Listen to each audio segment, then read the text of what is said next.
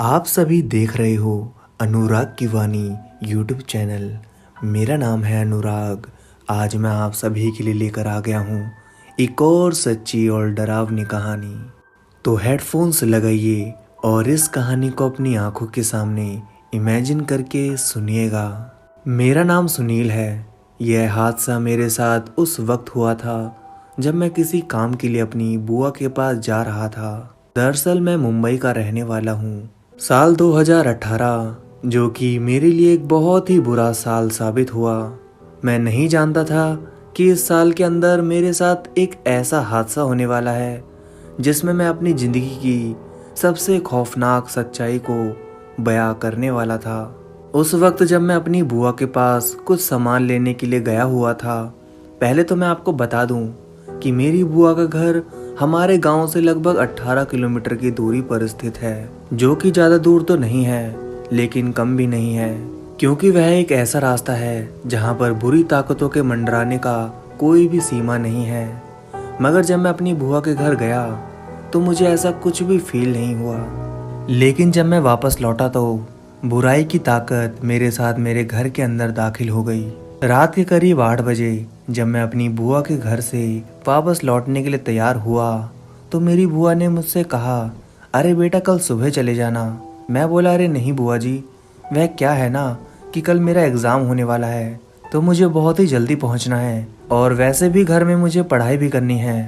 मेरा इतना कहने के बाद मेरी बुआ कुछ बोल ना सकी, क्योंकि अब बात मेरे एग्ज़ाम पर आ चुकी थी, तो ऐसे में अब उनका कोई हक भी नहीं था। और उसके बाद मैं और मेरा दोस्त नवीन, हम दोनों बाइक पर बैठ गए।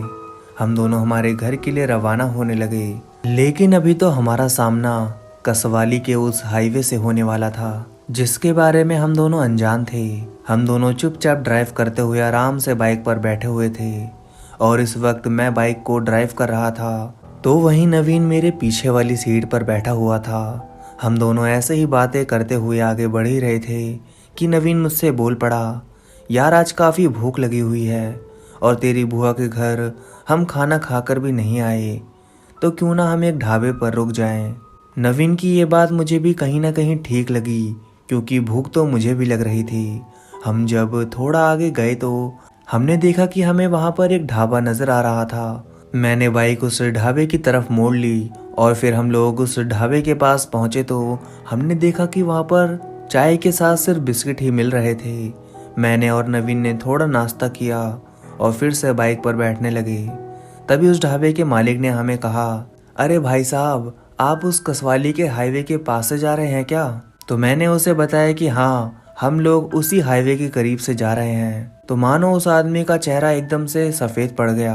वह अपनी तिरछी नज़रों से हमारी तरफ देखने लगा। उसके देखने का नज़ारा काफ़ी डरावना लग रहा था। मुझे ऐसा लग रहा था कि उस हाईवे का नाम लेते ही मानो उसके अंदर भी डर की एक ज्वालामुखी फूट गई हो। लेकिन उसके बाद मैंने उसकी इन चीज़ों पर ज़्यादा ध्यान नहीं दिया। फिर वह आदमी मुझसे एक बात बोल पड़ा, देखो भाई साहब, वह रास्ता बिल्कुल भी ठीक नहीं है।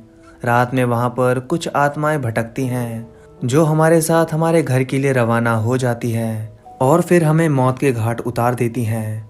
उसकी यह बातें मुझे अंदर ही अंदर हंसाने की कोशिश कर रही थी, क्योंकि दिल्ली के एक युवा को इन बातों पर बिल्कुल भी विश्वास होना शोभा नहीं देता और मेरे साथ भी कुछ ऐसा ही था। मुझे भूत प्रेतों की चीज़ों पर बिल्कुल भी विश्वास नहीं था, तो मैं चुपचाप हाईवे पर ड्राइव करने लगा। लेकिन जब मैं थोड़ा आगे गया तो अचानक से मैंने देखा कि मुझे ऐसा लग रहा था कि कोई लाल लाल कपड़े पहने मुझे मेरे बिल्कुल सामने नज़र आ रहा था। मगर जब मैंने उस पर ज़्यादा गौर किया तो अचानक से मुझे वह चीज़ वहाँ से गायब होती हुई नज़र आई। अभी मेरे पास कोई और चारा भी नहीं था। मैं चुपचाप बाइक को ड्राइव करने लगा। लेकिन तभी मुझे कदमों के पटकने की आवाज़ सुनाई देने लगी, जो कि मेरे बिल्कुल पीछे से आ रही थी। और अब मुझे उस ढाबे के मालिक की बातें भी याद आने लगी। लेकिन जब मैं पीछे मुड़ा तो मुझे वहाँ पर कोई भी नज़र नहीं आया। लेकिन ऐसा कैसे हो सकता था? उस कदमों की आवाज़ इतनी साफ साफ जो आ रही थी, मानो कोई बिल्कुल मेरे पीछे से अपने चप्पलों के साथ जोर जोर से आवाज़ें दे रहा था। और फिर मेरे दोस्त नवीन ने भी बताया कि उसे भी वह आवाज़ आसानी से सुनाई दे रही थी। लेकिन मैंने उस चीज़ पर फिर इतना ज़्यादा गौर नहीं किया और बाइक को आगे भगाने लगा। अब मेरी बाइक लगातार फुल स्पीड में दौड़ रही थी। सामने की तरफ से कोई भी चीज नजर नहीं आ रही थी और ऊपर से अब धुंध का माहौल छा गया, जिस वजह से मैं अपनी बाइक की लाइट के द्वारा सामने देखने में सक्षम नहीं था, क्योंकि मुझे सामने की तरफ केवल और केवल धुंध ही नजर आ रही थी। और फिर अचानक से मुझे ऐसा लगा कि कोई बहुत ही तेजी से हमारे एकदम करीब से गुजर गया, जो हमें दिखाई भी नहीं दिया। लेकिन मुझे ऐसा लगा कि उस ढाबे के मालिक ने मेरे अंदर कुछ ज़्यादा ही डर डाल दिया, जिस वजह से अब मुझे बाइक ड्राइव करने में भी मुश्किलें पैदा हो रही थी। खैर, अचानक से एक गाड़ी जो कि फुल स्पीड में आई और हमारे इतने करीब से गुजर गई, मानो हम बाल बाल बच गए। उस गाड़ी को इतना तेज भागता देख मेरा दोस्त नवीन चिल्लाया और बोला, अबे साले, तुझको दिखाई नहीं दे रहा है क्या? या तो तू खुद मरेगा या तो दूसरे को मारेगा। और इतना बोलकर वह शांत हुआ ही था कि अचानक से उसने देखा कि उसके सामने से वही गाड़ी एक बार फिर से उसकी तरफ भागती हुई नजर आ रही थी। और इस बार वह गाड़ी हमारे करीब से नहीं गुजरी, बल्कि उसने हमारी बाइक को इतनी जोर से टक्कर मारी कि हमारी बाइक लगभग 10 फुट ऊपर जाकर उछलकर नीचे गिर पड़ी। और फिर मुझे मेरे जिस्म के ऊपर काफी दर्द महसूस होने लगा, लेकिन मैं एक कच्चे रास्ते में गिरा था, जिस वजह से हम दोनों को ज्यादा चोट नहीं आई। लेकिन अब हमें वह गाड़ी चारों तरफ कहीं पर भी नजर नहीं आ रही थी। और साथ ही जब हमारी नज़र हमारी बाइक पर पड़ी तो हमने देखा कि अब हमारी बाइक की हालत खराब हो चुकी थी। दरअसल बाइक पूरी तरीके से खंडित हो चुकी थी। यह देखने के बाद मुझे गुस्सा तो बहुत ज़ोर से आया, लेकिन अब कर भी क्या सकते थे। अब मुझे और मेरे दोस्त नवीन को वहाँ से पैदल ही यात्रा तय करनी होगी। लेकिन तभी नवीन एकदम से वहीं पर बैठ गया और फिर वह एक भयानक आवाज़ में बोल पड़ा, तुम लोगों ने मुझे गाली दी, तुम लोगों ने यह अच्छा नहीं किया। अब मैं इसको इसकी ज़िंदगी ख़त्म करने पर मजबूर कर दूंगा। मुझे समझ में नहीं आया कि आखिर नवीन क्या बोल रहा था। मैंने तुरंत नवीन के बाल पकड़कर एकदम से खींच लिए, लेकिन तभी उसने मेरा गला पकड़ा और मुझे नीचे गिरा दिया। एक दुबले पतले शरीर में इतनी ताकत को देखकर मैं तो एकदम से चौंक गया, क्योंकि मेरी सारी हड्डियां तक हिल चुकी थी। उसके अंदर इतनी ताकत कहाँ से आई? और फिर अचानक से नवीन वहीं पर बेहोश होकर नीचे गिर पड़ा। मैंने अपने बैग में से पानी की बोतल निकाली और उसके मुंह पर छींटे मारने लगा। और फिर मैंने किसी तरह से नवीन को होश में लाया।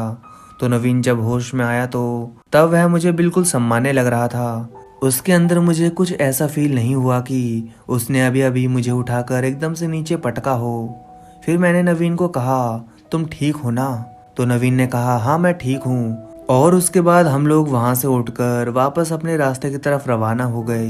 अभी हम दोनों लोग उस रास्ते की तरफ रवाना हुए थे कि अचानक एक बार फिर नवीन जोर जोर से चिल्लाने लगा और फिर मेरी तरफ अपनी खतरनाक आंखों से देखने लगा। नवीन की ये हरकतें मुझे बिल्कुल भी अच्छी नहीं लग रही थी। पहले तो मुझे सिर्फ यही लगा कि जरूर उसका कोई यह मजाक होगा, लेकिन वह कोई उसका मजाक नहीं था।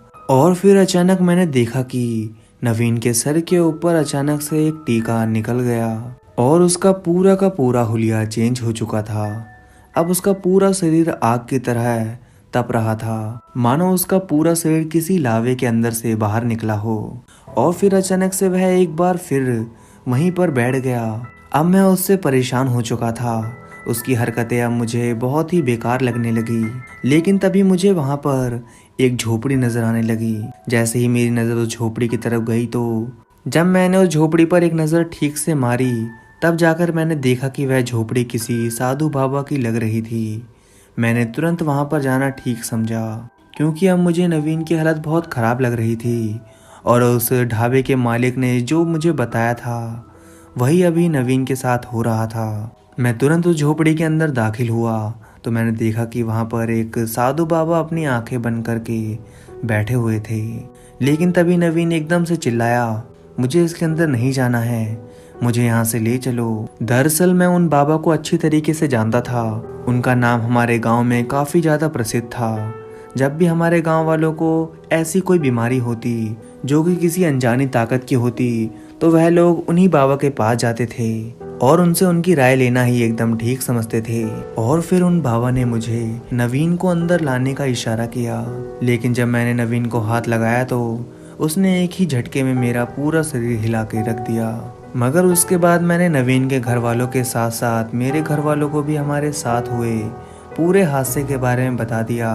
लेकिन अब तक मैं यह नहीं जान पाया कि आखिर नवीन ने ऐसी कौन सी हरकत की जिसकी वजह से उस पर भूत प्रेत का साया मंडराने लगा, क्योंकि अब मुझे भी इन चीज़ों पर थोड़ा थोड़ा विश्वास होने लगा था। दरअसल नवीन की तबीयत कुछ इस प्रकार से थी मानो सच में उस पर कोई भूत प्रेत का साया मंडराता हो, क्योंकि नवीन के अंदर कभी भी इतनी ताकत नहीं थी कि वह मुझे एकदम से उठाकर नीचे फेंक दे।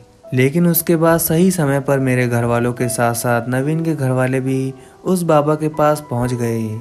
उस वक्त रात के लगभग 3 बज चुके थे और मुंबई जैसे शहर में रात के करीब 3 बजे निकलना एकदम सही रहता है, क्योंकि उस वक्त ट्रैफिक बहुत ही कम रहता है और वैसे भी हमारा गांव मुंबई के एकदम करीब से ही पड़ता था, तो ऐसे में ट्रैफिक का सामना करना हमारे लिए एक सामान्य सी बात थी। लेकिन फिर उन बाबा ने मेरे पापा से कुछ नारियल और कुछ अगरबत्ती के साथ साथ घी वगैरह भी मंगवा लिया और फिर वहीं पर एक घेरा बना दिया और उसके बाद हम दोनों ने किसी तरह नवीन को पकड़कर उसके घेरे के अंदर बैठाया। मगर हमें पता था कि नवीन के अंदर उस समय कितनी ताकत थी, लेकिन हमने किसी तरह मुश्किलों को पार करते हुए उसे उस घेरे के अंदर बैठाया और उसके बाद उन बाबा जी ने उसके ऊपर झाड़ फूक करना शुरू कर दिया। बाबा ने धीरे धीरे मंत्रों का उच्चारण करना शुरू किया और उसके साथ ही नवीन के अंदर से एक अलग प्रकार की परछाई सी नजर आने लगी और फिर अचानक से नवीन जोर जोर से चिल्लाने लगा। उसके चिल्लाने की आवाज इतनी जोर की थी कि वह पूरी झोपड़ी बेहद जोर से गूंज उठी। सच में उस दिन नवीन का यह रूप देखकर हर किसी आदमी का दिल दहल सा जाए और ऐसा ही मेरे साथ था। मैं काफ़ी डरा हुआ एक कोने में खड़ा हो गया। अभी मैं उस कोने में खड़ा ही था कि उस पंडित बाबा ने पूछा कि आखिर नवीन ने बीच रास्ते में गालियाँ किसको दी थी। फिर मुझे याद आया कि नवीन ने उस गाड़ी वाले को काफ़ी बुरा भला कहा था और उसके बाद बाबा ने बताया कि दरअसल उस गाड़ी के अंदर कोई इंसान नहीं बल्कि वह एक गाड़ी एक प्रेत की दुनिया की गाड़ी थी और वह हर एक साल में एक बार उस हाईवे से गुजरती है और इस बार उसने आपको शिकार बनाया। मगर उस दिन किसी भी तरह नवीन को बचा लिया गया और उसके बाद हम लोग हमारे घर लौट आए। लेकिन आज भी वह बहुत ही भयानक दिल दहला देने वाली घटना मेरे दिल के अंदर बैठी हुई है। उसके बाद से मुझे भी भूत प्रेतों जैसी चीज़ों पर काफ़ी हद तक विश्वास होने लगा और आज मैं इनके नाम से भी बहुत ही बुरी तरीके से डर जाता हूँ। तो दोस्तों, कहानी बस यहीं तक थी। अगर आपको कहानी अच्छी लगी हो तो हमारी वीडियो को लाइक करिए और चैनल को भी सब्सक्राइब कर लीजिएगा दोस्तों। तो अब मैं आप सभी से मिलता हूँ नेक्स्ट वीडियो में, तब तक के लिए धन्यवाद दोस्तों।